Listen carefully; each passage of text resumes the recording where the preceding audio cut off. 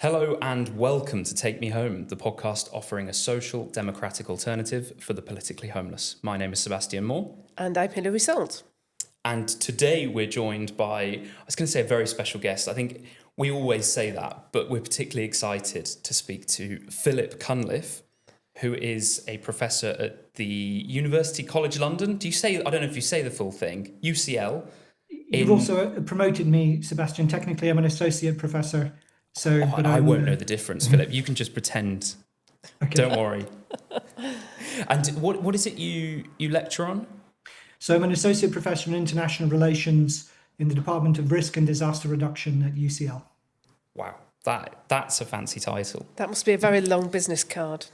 But I don't have business cards. I think I should probably take them back up. They dropped out during lockdown. They did. I think I need to order some new, and then yes, it'll probably be a lot to fit in. Yeah.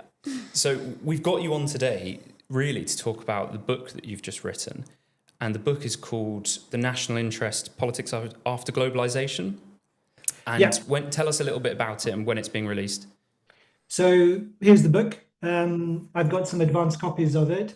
And it's due to be released on the 25th of July. So I guess your listeners and viewers will be able to buy it by the end of next week, end of July. The book has been, it came out of a long process of thinking, arguing and debating over the last 10 years or so, really. Because it is thinking about how nation states are re-emerging in the aftermath of the collapse of globalization and the politics of globalization, globalism. So in the book, I differentiate between the economic processes that we call globalization and the politics associated with that, which I call globalism. And the national interest is making the case that we need to urgently start thinking about acting as independent nation states given the new political order that confronts us. And the reason I've been thinking about it for a while is because being in the Britain's unique position in the world, that Britain had the honor of playing a precocious role in leading the first revolts, perhaps the only successful popular revolt against globalism with Brexit in 2016. So it's off the back of, I think it's a book which comes out of all of the politics and debates associated with Brexit. So in some ways, I think the insights that are in the book could only come from being in the position of having gone through some of the processes that we've gone through in Britain. So that perhaps Britain is in a unique position that it has the possibility to take advantage of the breakdown of globalism and the reorganization of the world economy in a way that few other countries do.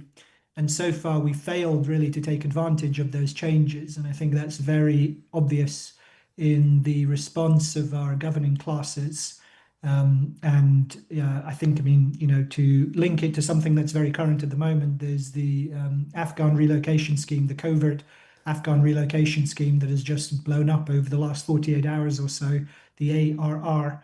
And although quite a few of the details of that are still murky, one thing that strikes me about it that seems very clear is the extraordinary effort that the British elite put into defending the needs of tens of thousands of people abroad, even though they knew full well that it was going to cause public fury and discontent from within their own citizens, by embarking on this tremendously ambitious and costly project to resettle people whose connections to Britain are very obscure and still haven't been kind of fully detailed or elaborated or defended really publicly. And what that, and bearing in mind, so these are people, Afghans, who were associated in some way with the NATO occupation of Afghanistan over the 20-year period from 2001 to 2021. And what's amazing to me in this instance, or what the AAR demonstrates, is that the British political elite has put billions of pounds, perhaps as much as £7 to £8 billion, in order to defend the interests of tens of thousands of foreign nationals at the expense of and hiding this from the British public. And what that speaks to, I think, is a globalist political elite. It's an elite that values its international partnerships, its international alliances, its international commitments over any obligation that it feels to its own people, that it didn't even seek to kind of explicitly or publicly defend or justify what they were doing, but had to cover it up with a super injunction, which this kind of historically unprecedented super injunction with tremendously kind of far-reaching consequences. So the ARR illustrates the dynamics that I think are at play, which is that we live in a world in which globalism is crumbling, but we don't have political elites that seem to be capable of navigating in that world in the national interest. Instead, they prioritize their international commitments at the expense of the commitments that they owe to their electors, to their voters, to their constituents, the citizens of nation states that they're elected to represent. Just because I think it might help people to kind of get hold of the where you're coming from. Just to go back a little bit, because one of the things I thought was really helpful in your introduction was you explained that both the left and the right, for different reasons, kind of lost their faith in the nation state. Yeah. And that's why they turned to kind of global type supranational organisations. Do you want to just maybe lay out that idea of why both the left and the right lost their faith in the nation? Yeah, absolutely. So I'm glad you brought it up, Hilary, because it's a tremendously important part of the argument and also of understanding, I think, the challenges that we confront at the moment, that there was a bipartisan consensus in favor of globalization and globalism. So for business elites, for the pro-market right, for the business class, more broadly conceived, for large swathes of the middle classes, globalization was seen as something which would be part of economic growth. It would accelerate international connectivity. It would be good for economic prosperity.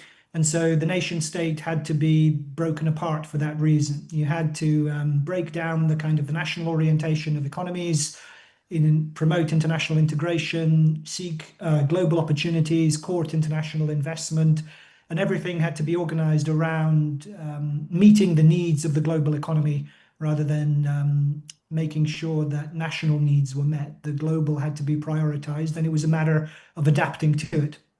So that was on the right wing, the kind of the right of the political spectrum. On the left wing side of the political spectrum, though they were, famously kind of they're less convinced about globalization as an engine of prosperity. Nonetheless, the defeats that the left endured over the course of the 20th century meant that they were also disenchanted with the nation state as well as a political model.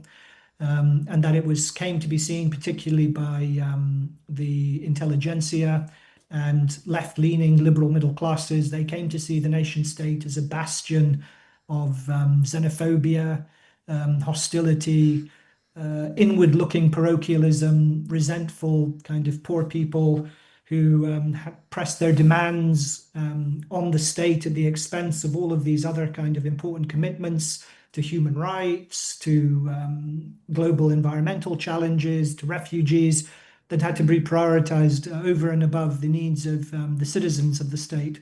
And so you had this convergence between left and right, that globalism, the politics of globalization was the only option, and that required suppressing the needs of the nation and integrating into supranational structures. And it's important because it's crucial to realize, I think, that the challenges we confront aren't going to be solved by taking a right-wing approach from the right of the last 30 years or a left-wing approach.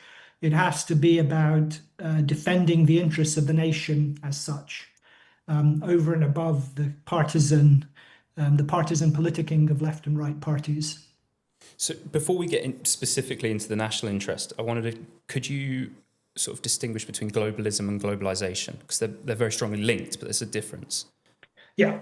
So globalization, there are many ways that people talk and describe it, but one of the most standard ways is to talk about the growing intensity of trade within international economies and the growing proportion of global trade as a proportion of overall global economic growth. And so over the last 40 years or so, up until 2008 and up until lockdown, depending on how you measure these various global trade flows and global economic developments, you had global trade expanding as a proportion of the global economy and also being a crucial driver of global economic growth. And, you know, a significant one. And that I think people understood that to the extent that, you know, part of the reason inflation was low for so long is because we were importing so many cheap white goods from East Asia. So fridges, TVs, microwaves, iPhones as well, obviously. And so that kept inflation under control and also disguised the fact of stagnating incomes, particularly for working and middle class people across the Western world. Because you're importing all of these goods, you didn't, and you could buy them on credit. Also, the expansion of credit was part of this era. And so people didn't, I think the precarity was felt by many people, the fact that they were dependent on credit rather than on increases in their wages. But nonetheless, there was a feeling, general feeling of enhanced global prosperity. So that's globalization, and it begins to tail off depending on how you measure it. Maybe between 1979 to the early 2020s, that period of the global economy seems to be over. And certainly since the launch of Donald Trump's so-called Liberation Day with his trade war on the world, that has put a definitive end to that era of the global economy because instead of he's trying to reshape trade flows to the advantage of the American economy specifically, rather than letting the American state reorganize the global economy as a whole. He's prioritizing with the notion of America first. He's prioritizing the interests of the American nation, which we know is which obviously is his democratic mandate, and that's what he was elected to do with the program of America First. So the politics of globalism was the superstructure kind of built on top of that global economic model, and that's to say, growing prominence of international courts like the International Criminal Court, the European Court of Justice, people seeking their individual where individual rights are taken out of the nation state and implanted at supranational structures, so above national assemblies or national courts, they're kind of elevated to a higher level. You had the spread of ideas of human rights at the expense of, say, civil rights or domestic rights. And you also had the development, the cultivation of political loyalties that went above the nation state as well. The most obvious one in our context, obviously, being the European Union. But you also have many other examples of that around the world as well. So you had a supranational politics of globalism to complement the model of economic globalization. Okay, so let's sort of dive into the national interest. So at the very start of the book, in the introduction, you say that the argument of this book is that we should replace the political, legal, and infrastructural legacy of hyperglobalization or globalism with a new international order based around the national interests of individual nation states. So I think the national interest, people know kind of what that means in some sort of sense, but could you maybe define it, because we might be working on different definitions? Yeah. So I think people intuit that they intuit what the national interest is by its absence, I think. Because people, I think, have a very keen, ordinary, kind of ordinary voters, ordinary people, perhaps people who aren't concerned with politics in their day-to-day lives. They intuit that the political priorities of our governing elites at the moment are not oriented around the nation. I think people understand that very well, and their intuition is correct, as illustrated by many examples, but most, recently, as I mentioned, the Afghan relocation scheme. So in that context, the national interest, what I want to put forward as the national interest is that it is not necessarily any kind of specific policy. There are many policies that would fit within the national interest. Rather, it is the framework through which politics needs to be done and thought about. So what we offer, what should be understood as the national interest, isn't so much like a specific list of policies, but rather the vehicle for delivering policies, which is to say public policies that are built around meeting the interests of the nation.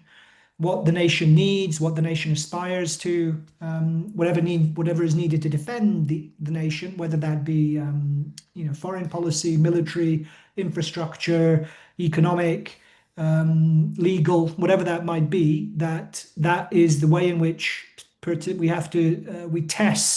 we submit any public policy proposal to the test of whether or not it meets the national interest, rather than whether or not it meets an international commitment for climate change, whether it meets the needs of global refugees, whether it meets the needs of some international treaty system, whether it meets our obligations to our international partners, whatever it might be. Those all need to be deprioritized, if not indeed completely thrown out. And the first priority needs to be what meets our needs as a nation. It's interesting that you the way you framed that was that people intuit what is not in the national interest, which, forgive me, that's perhaps an academic way of saying it, but I think when we talk to people on the streets, the kind of words that come up all the time are, it's common sense that net zero is a daft idea, and that kind of idea of being radically full of common sense is something that I think we try to use as a test ourselves. Maybe we need to frame that in terms of what's in the national interest. Yeah, it's a point I've made is, you think, so Keir Starmer, gradually we hear kind of our rulers, our leaders kind of talking in terms of the national interest. They're kind of fumbling with the language. But every time they mouth it and say it, it kind of only invites further skepticism, because why would you need to say it? Obviously, it's common sense that a leader elected of a particular country should be acting on behalf of the national interest. So when you start saying, Starmer says something like, I will make my decision on the basis of the national interest. Well, what other possible basis would you make the decision on, given that you're the prime minister? So, I think it is a common sense politics. The national interest should be a common sense politics, but it's not been for 40 years. Agreed. Which is extraordinary. The common sense has been human rights. It's been global climate change. It's been fighting global wars for democracy. It's been prioritizing international integration. That has been quite literally the common sense, at least of international elites. And so it is a common sense. I think the national interest would be a common sense that is much closer to the street. Yep. And that seems to me its strength. Okay, I want to throw out some challenges from people that I'm sure might be listening and thinking that sounds very selfish, sounds very nationalistic. Parochial. That represents a bygone era, and we're moving into a much fairer world of international cooperation. What would you say to those people?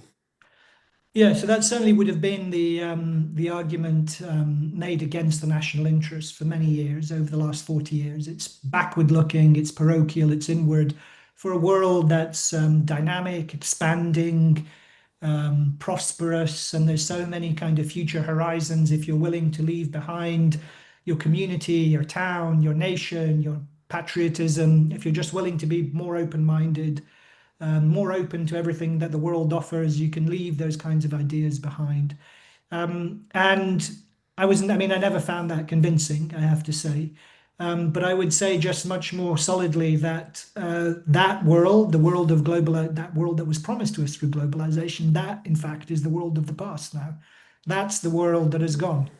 The world of where international integration was always the solution to any problem is broken up by new geopolitical rivalries, mainly between Russia, America, and China. That you have a fragmenting world economy, which is becoming much more heavily regionally based. And in that context, it's incumbent on people to start thinking in terms of what is in the national interest. And far from being selfish, I think it's the only meaningful way to do democratic politics. Because at the core of the idea of the national interest is the idea of leaders acting on our behalf, acting in our interests, and it gives us a standard by which we hold them to account. Have you acted in our interest or not?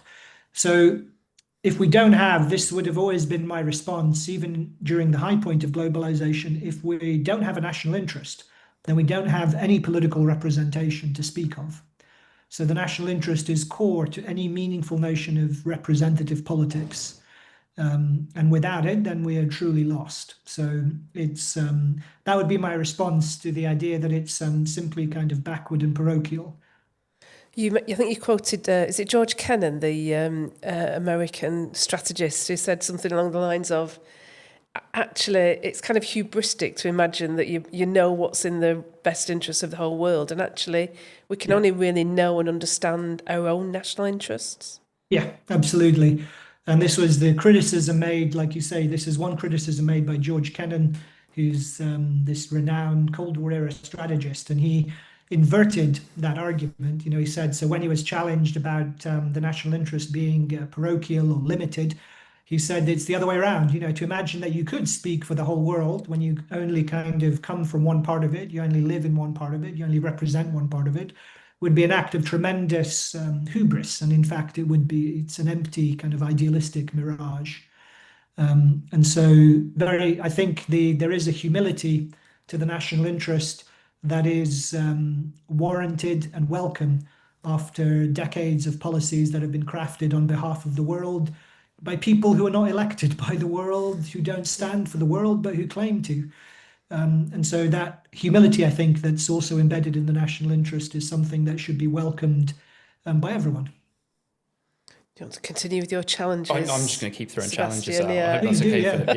Yeah. So I wanted to get onto this idea of mutuality between countries, and particularly I'm thinking of all my questions when reading, particularly your previous book, Taking Control, with Peter Ramsey, George Horne, Lee Jones, I think. Yeah. And also with this book, which things like, I think I am a softie at heart. So I think of things like if another country was going through a famine or was attacked by a neighbour, what if it was not in our national interest, or didn't seem to be in our national interest? Should we just leave them to it and allow people to die? Yeah, so it's always this has always been the kind of the hard test case, and I can assure you it's the kind of debates that happen in seminar rooms up and down the country. For 30, 20 years, this is always the kind of the case of the humanitarian intervention. You have a terrible crisis somewhere, and it is incumbent on us to involve ourselves and to intervene in it. And I think it's a case of it's the national interest. If we're to have a response which is based on democratically legitimate response, then it has to be based in the national interest. And there is no way around that, I don't think.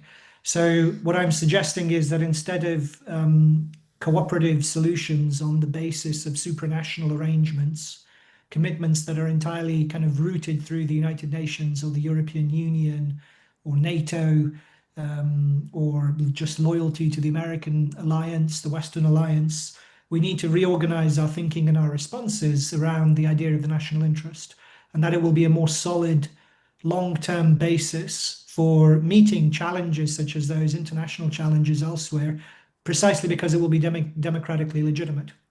So people are skeptical about development aid and foreign aid, understandably, because 40 years of seeming all these resources being expended without any kind of seeming meaningful success. Wars for human rights, these kinds of entire kind of forever wars have been justified over the last 20 to 30 years on the basis of altruism, of defending women's rights in Afghanistan, of spreading democracy in the Middle East, of defending the human rights of these beleaguered populations. And in almost all instances, the military interventions made things worse than better, more chaotic, more destructive, more damaging. And I think partly the reason those wars lasted for so long was precisely because they didn't have a national interest at their core, because it was so unclear as to why we were there, what we were doing. The wars themselves became aimless and they became adrift, and it just became a military machine that was operating of its own accord, which always found new reasons for why we needed to stay. If we take Afghanistan, we've already mentioned it, that was the so-called forever war, a 20-year war, the longest war America's ever fought. We were there for all of it. for reasons that were unclear, kind of apart from loyalty to the Americans, kind of the reasons for being there were never constantly shifted. Osama bin Laden died, but we were there for another 10 years after Osama bin Laden was killed in the neighboring country, Pakistan, not even in Afghanistan. They were constantly, it became this kind of endless nation building effort where you were constantly adding new tasks and roles. And that speaks to military intervention without a national interest. So to be clear, I'm not saying certainly the argument of a national interest is not to say isolation or withdrawal from the world, quite the opposite. It's to lay the grounds for a new kinds of international collaboration, and one that will be, my hope, my intent is, it will be more secure because it's more democratically legitimate and more contained. So we will know what we're doing and why we're doing it if we involve ourselves in any such kind of endeavors in future. And that seems to be a much better basis on which to confront such challenges rather than committing in advance to these empty kind of idealist abstractions which have no real meaningful connection to the people of a particular country, in this case, Britain. And I think you've framed that in terms of wars, but I think you can also frame similar arguments if you're talking about humanitarian aid. So, I think there's probably room for kind of very immediate aid in the event of a disaster, a flood or something like that. But I think the kind of forever humanitarian aid that just makes other countries dependent on the West is perhaps not good for either us or them. But it makes people feel better. But I think it often isn't in our national interest, and it also often isn't in the national interest of the countries that we're purporting to help. And I tell me if this is a fair representation, but to some extent you're saying, you can believe in these things. You can believe in humanitarian aid, or you can even believe in intervention, but you must justify it on the grounds of national interest. Yeah. So, the arguments for military intervention were made in terms of duties, the responsibility to protect human rights rather than, say, national interest. So, I can think there are many military interventions that I can think of historic ones, which I think you could say, on balance, they were, the right thing to do, or they were legitimate, or whatever. But my argument is that we should certainly not have a world that's configured around fighting forever wars for human rights. And the way to avoid that world is to have a world in which is organized around the national interest. And so whatever policy one might propose, it has to be justified in terms of the national interest. And that seems to me to set a better and a higher bar for the exercise, for the use of force. It'll make it more coherent, more strategic, but it will also mean that it's disciplined by the democratic will of the people on whose behalf it's being exercised. Because if you say, this is in our national interest, this is why we're there, that gives voters a yardstick by which to gauge progress and to meet, to say, well, how far does this meet our interests? It's a way to make policy more legitimate, particularly foreign policy in the instance that we're talking about. But my arguments about the national interest reach much further than foreign policy and defense policy, because I think I can't in fact think of any public policy that we could talk about that wouldn't benefit from being subjected to the test of how far it meets the national interest. Whether that's school reform, academic freedom, infrastructure, public spending, economic reform, legislation on the internet, whatever it might be. It seems to me that almost all of our public policies the debate would be improved by submitting it to the test of whether it meets the national interest. And the two things there, I think, one is that what that does is to almost demand a space for public discussion of that, which, there's hardly any public discussion of policy these days, is there?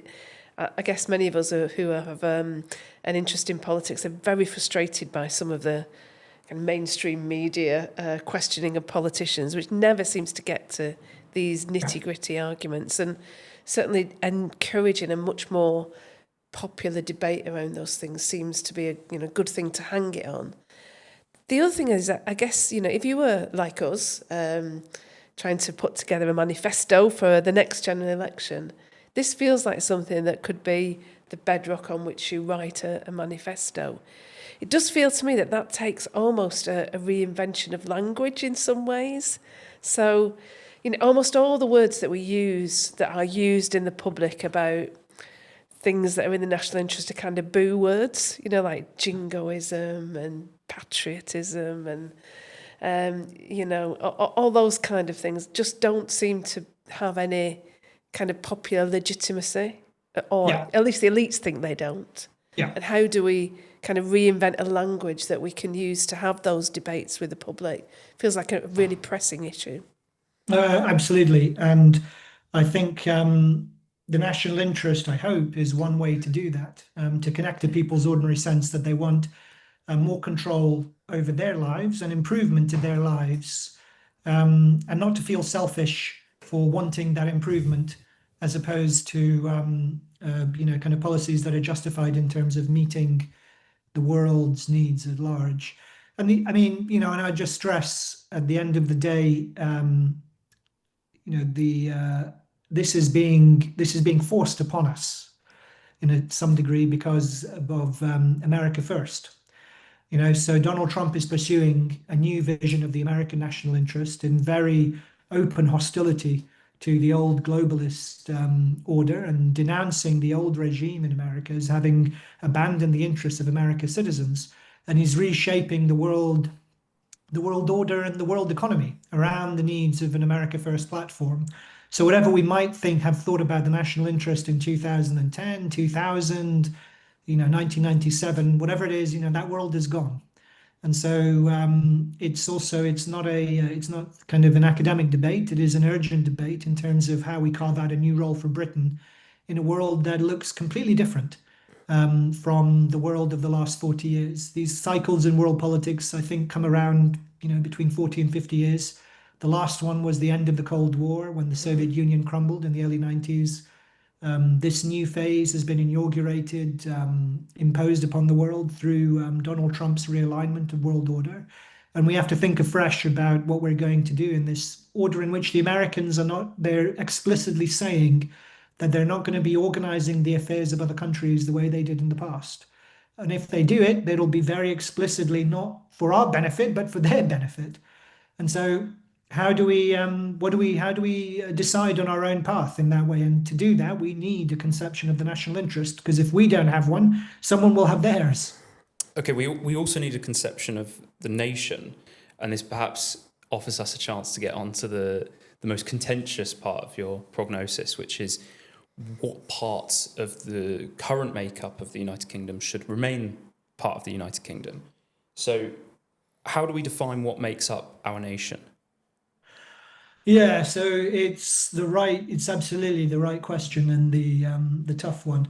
And my hope is that the national interest. I think at the moment there's only a very inchoate sense of British nationhood, and that in itself is partly the result of globalism, a politics in which loyalty was, offered to essentially corporate ideas like, equality, diversity, inclusion.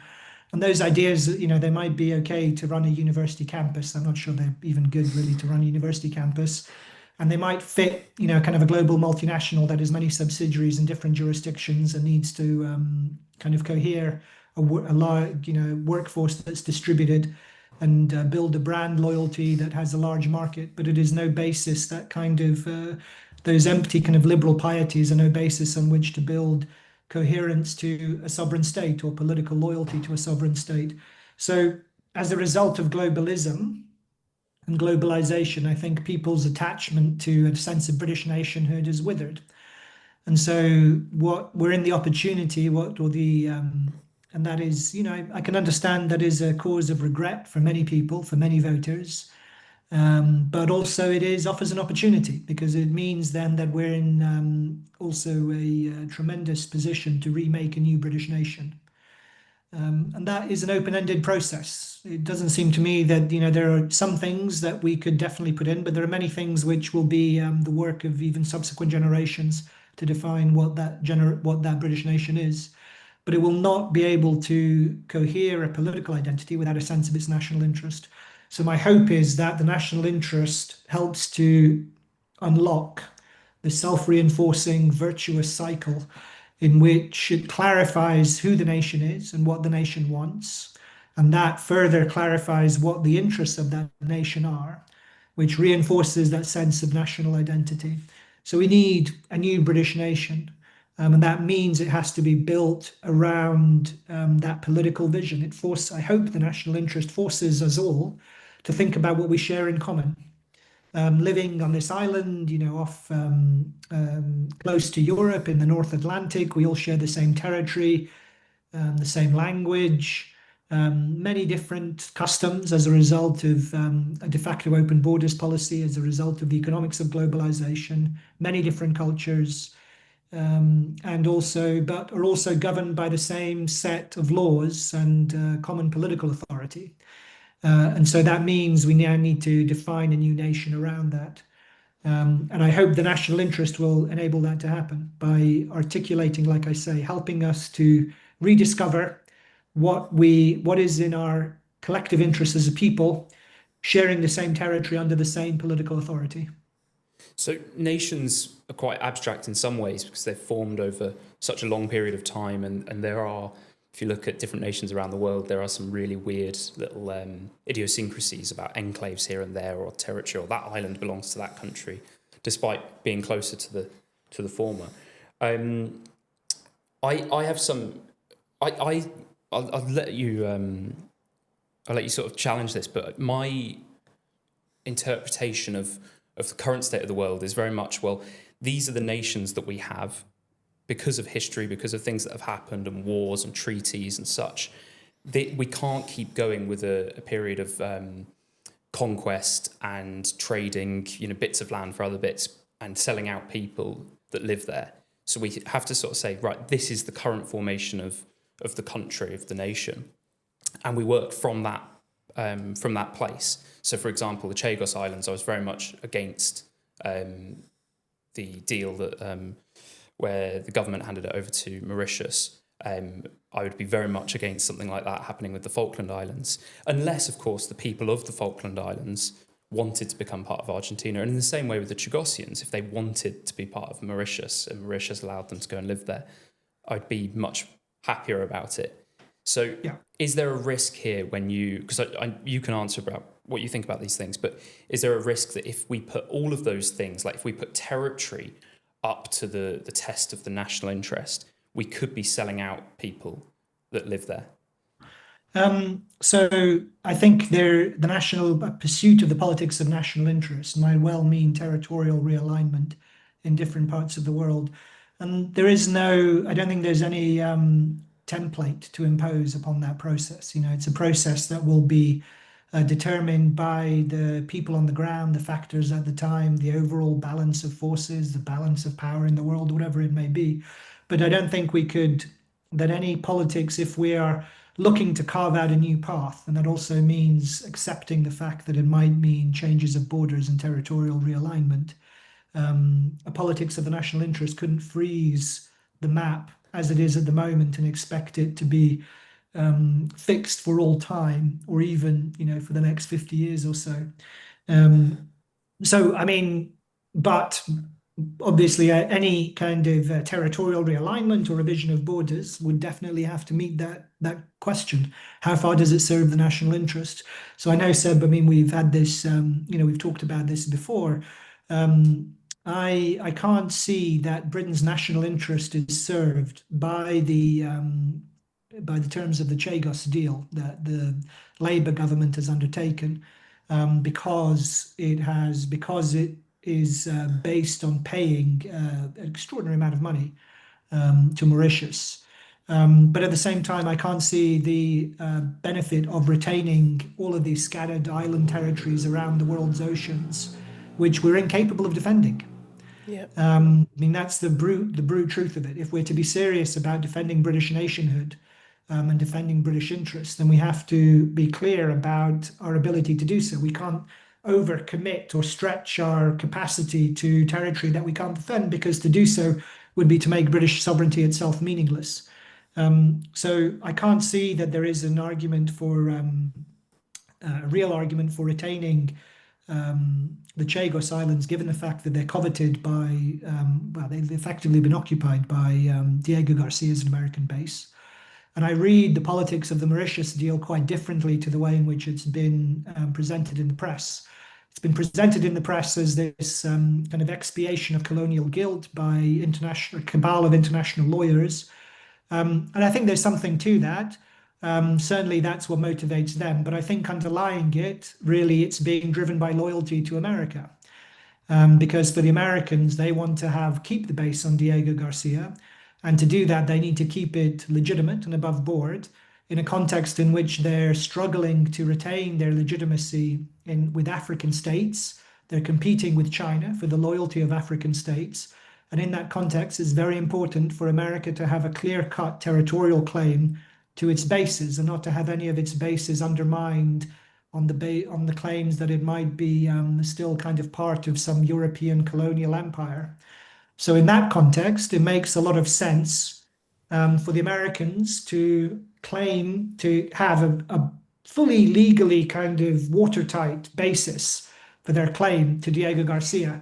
And the British state has provided that by paying Mauritius off.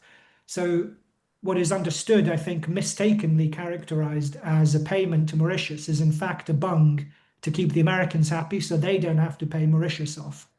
So it seems to me like a complete mess. We're paying basically for islands that we can't meaningfully defend, that are effectively already occupied by the Americans, in order to keep the Americans happy, but we're paying Mauritius off for the privilege of that. So in my view, we should have just walked away. It would have been in the national interest for us to simply walk away. I understand that's controversial, and that people will feel that the views of Chagosians are important, and I would certainly agree that they are.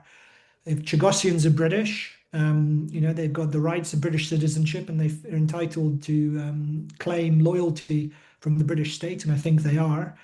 And similarly with the Falklanders. At the same time, it doesn't seem to me that they have any kind of veto over the larger claims of the British nation either.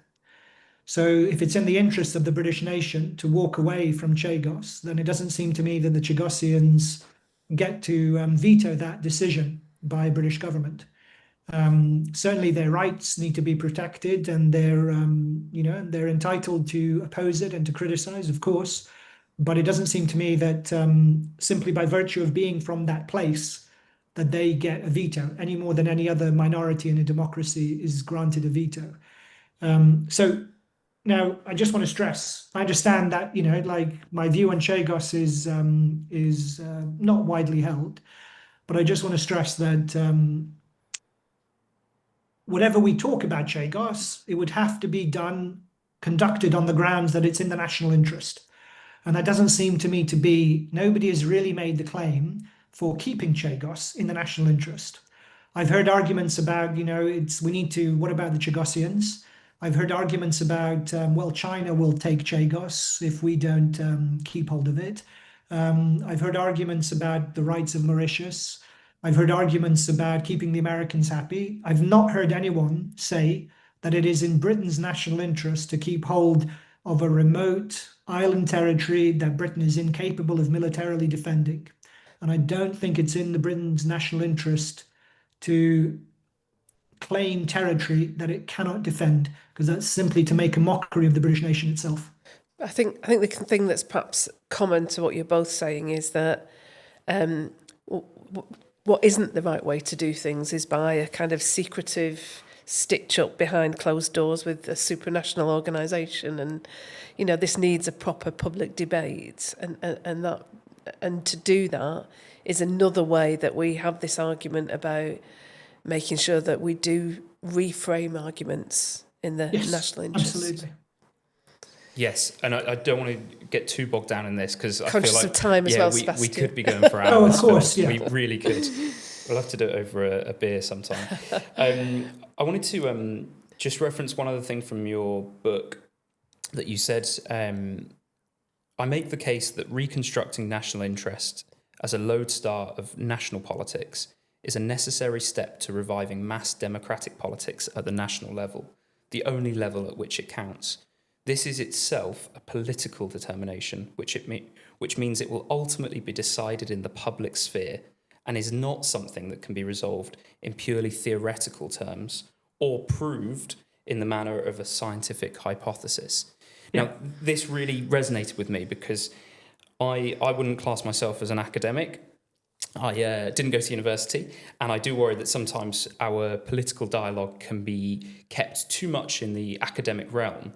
And I think in this sentence, you're showing that it has to be done in the public sphere. We have to be having this conversation.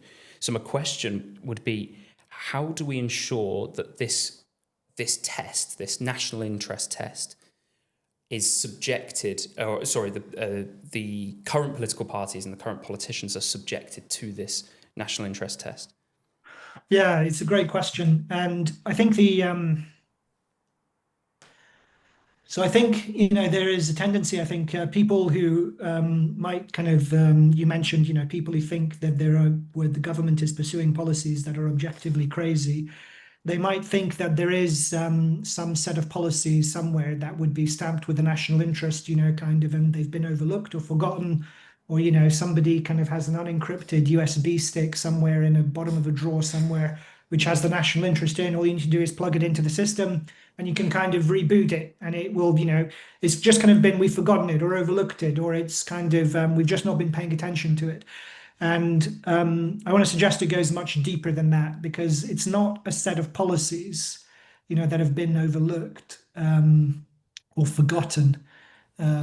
It's rather a way of doing politics. So it's a way. So I think people's intuition is to imagine that there is some smart person somewhere, a senior civil servant, or some up and coming politician on the back benches, or somebody who knows what the national interest is, and they don't. They really don't. I mean, that much, I think you can see from any debate in Parliament, from all sorts of mishaps by the civil service and whatnot. They don't know what the national interest is. And the reason they don't is because it isn't the way we do politics. And so it's not a thing. The national interest isn't a thing or just one set of policies fixed for all time. It's a way of doing politics. So to ask, how we that test is that people need to feel confident. Voters need to feel confident in pushing their demands on their representatives, and saying, what are you doing in the national interest? This is what I want. And voters should say, this is what I want. If they want other people to join them, they need to make the pitch, this is in the national interest. And so it's a collective, collaborative endeavor. And then they need to put it on politicians. This is in our national interest. What are you doing to defend it? So that would be my kind of political advice to anyone who's interested in pursuing it. It's got to be something which it's not something which is lying out there to be discovered by smart people. It's something which requires citizens to impose their priorities on the public, on the state machinery, on elected representatives, and to say, what are you doing to defend the national interest? Stop waiting for politicians to get it right and start taking on the responsibility ourselves. I think Yes, we exactly. fully agree with that. We agree with that, definitely. I want to grab something. Give me a second. Should have had your prop ready, really. I should have. I thought of this before, and then it slipped my mind. But I'm sure you've seen this before. But the SDP's new declaration, written in 2018, I think, and on the front it says the common good in the national interest. Yeah. There you go. Yeah. So at least one party's thinking about these things. Yes, I was, and I must, that is certainly something that drew my eye to the SDP when I became aware of it as a revived party back in the early Brexit days. Great, good. So I am going to move us on now because I am very conscious of time. So SDP members, please look out in your newsletter on Saturday, which is tomorrow as we're recording. The most recent newsletter, because this will go out after that. Okay, Yeah. The most recent newsletter for your discount code to order Philip's book. And Philip, do you want to mention your podcast as well if people want to Yeah, have a so listen to that? the book is out at the end of July, as Hilary mentions. And I also am a co-host on a podcast, Bunkercast, as well, which talks about the political times that we're confronting at the moment. And you can find it quite easily if you just at Bunkercast, on Google, it'll come up very quick. Great, thank you. And I really enjoy it. It's one of the ones on my list of must-hear podcasts. And I know, Philip, you've got something, but I'm going to maybe ask Sebastian to open on Culture Club this week. I did something cultural. You did something cultural. I did a couple of cultural things this week. Go on. And I have this thing where if I ever do anything cultural now with friends, during the event, they say to me, "Oh, no, you're only doing this for Culture Club, aren't you? Just so that you've got something." On Tuesday, we saw each other, didn't we, Philip? And beforehand, this is in London, so beforehand I went round Buckingham Palace. Did you? Yeah. Wow. So a friend had tickets, and I thought it was wonderful. I had a really great time. So Buckingham Palace, and I didn't know much about the history of the building. So it was bought in the late 18th century by George III, and it was Buckingham House at that point. And obviously London was a very different place. I always think London's amazing because it's very unique as a city in the way that it's grown with many different centres. It's unique. You can't be very unique. Yeah, I know. You're unique or you're not. I was an English teacher as well. Unique is an ungradable adjective. So it's grown up in these different centres. Obviously, you've got the City of London, you've got the City of Westminster, and so now I think the sort of the tourist hub of London is around Westminster, certainly, and Buckingham Palace, the Houses of Parliament, and you've got a lot of things to see there. So it was bought by George III. It was then renovated by George IV. Okay, what year are we in now? This is early 1800s. Okay. And I think the architect was John Nash, I want to say, who did a lot of the work that's still visible. And then it was Queen Victoria who actually added the bit at the front. So it used to be a U-shaped building. With that now we've got that quadrangle that you can see. That used to be open and exposed, and then Queen Victoria added the front facade. But the tour was great, and I was really surprised because I don't enjoy these formal touristy things, especially tours, because I'm a bit of a contrarian and I don't want to go along with the group. And yet it was great because you had a little audio player, and you could decide on the things you wanted to listen to whilst you're walking around, and you could decide on how long you wanted to spend in each room, which was amazing. And so we spent longer in the rooms that we really enjoyed. And there was some wonderful art. Now, I'm not a massive fan of modern art. I'm not sure if you are. No, I'm more traditionalist. And of course, the royal family have some good art. Yes. So there were some Canalettos, Vermeers, there's some Rembrandts. Wonderful piece of art. And the staircase, and whilst you're listening to this thing, they say this is where visiting dignitaries will enter the palace and then walk through the staircase. I think it's the best staircase I've seen in my life. Wow. And I love staircases. This was just absolutely gorgeous, the architecture of it, because it had a central theme. So you sort of walk up the staircase and you've got this gallery going around to the other sides. But then it almost turns into a bit of a tunnel. So it's guiding you up towards the East Gallery. I was blown away by it. And I have to say that I would consider myself a monarchist, but not a royalist, in the sense that I really don't care about the royal family. I'm not somebody that likes watching all the royal weddings and reading up on the gossip and things. But I did really enjoy looking around the palace, and I thought there was some magnificent rooms. And I'm glad it's open for people to go and look around. So, recommendation to visit Buckingham Palace. Have you been, Philip? Buckingham Palace, yeah. I haven't actually, no. So, because, it sounds odd because obviously it was opened, I think, in the last 20 years or so. But I grew up with it being closed, it was something which wasn't open to the public until, like I say, I can't remember off the top of my head, but it was after Diana's death, I think, some years after that it was opened up to the public.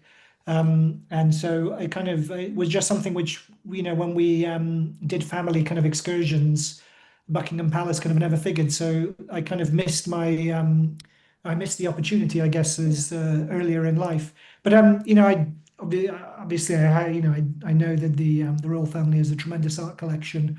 That is in itself a good reason to, I think, to visit Buckingham Palace. I mean, generally, I'm not really a palace guy when it comes, and I also share your skepticism, Seb, about the guided tours. I always kind of find it annoying to be talked at, by like some person just telling you this, that, blah, So, but I mean, it's interesting to hear you enjoyed it so much, and I think I'll put it on the list of things to do in London because I've done quite a few, and that is actually one thing I've not done. So I'll tell you about my favourite room briefly. So the 1844 room, I think it's called, which is where Privy Council meetings are held.